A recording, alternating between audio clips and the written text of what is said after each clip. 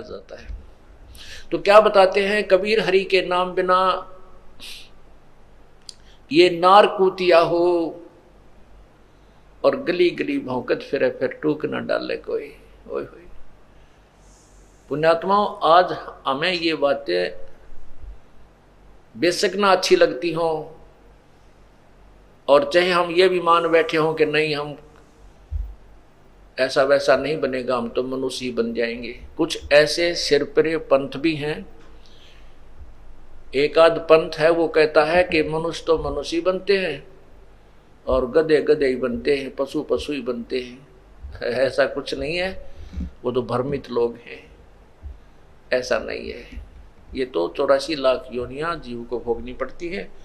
ये दूसरी बात है कि एक पुण्य आत्मा के लग कंटिन्यूस हो सकता है 2, 4, 10, 5 मनुष्य जन्म भी हो सकते हैं, यदि उसकी कोई पिछले पुण्य शेष है तो क्या बताते हैं, वो रानियां जो पर्दे में रहा करती थी, एडी से लेकर चोटी तक पर्दे डाले रखा करती थी, बुर्के पहना करती थी, और घरों में भी पर्दे लगे होते थे। पालकियां जाती थी तो भी पर्दे डाल करके उस में बैठाया जाता था। वो संतों के सत्संग से वंचित रहने के कारण अपने अनमोल मनुष्य जन्म को बर्बाद करके फिर कुतिया बन जाती है। बीबी पर्दे रहे थी वो डोडी लगे थी बार, सामने डोडी चौकी लगती थी, उनके पुलिस पोस्ट हुआ करती थी, कोई भी व्यक्ति उनसे या कोई भी ऐसा वैसा व्यक्ति या संत कोई भी उस राजा के महल की तरफ झांक भी नहीं सकता था।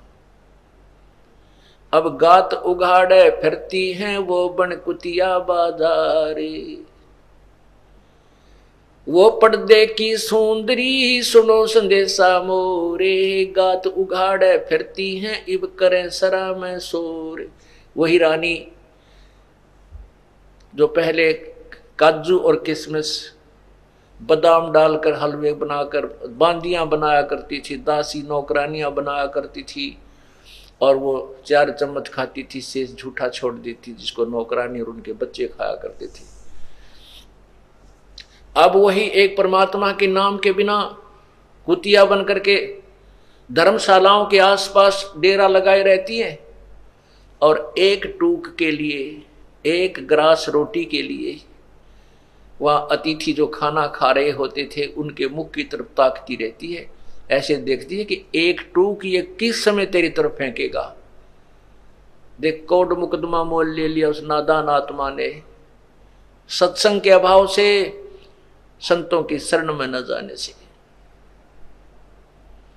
कहते हैं नक बेसर नक पबनी, इसे सुंदर सुंदर नाका में कि काना में इसे मोटे मोटे सोने के आभूषण पहरा करती थी, हार पहनती थी 9-9 लाख रुपयों के।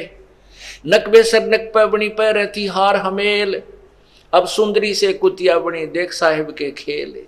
अब के शकल बनवा ली नादान आत्मा ने। पुण्यात्माओं, इस आत्मा को जगाने के लिए परमात्मा ना जाने कैसी कैसी चोट मारता है, जैसे शराब भी न ठाया करे।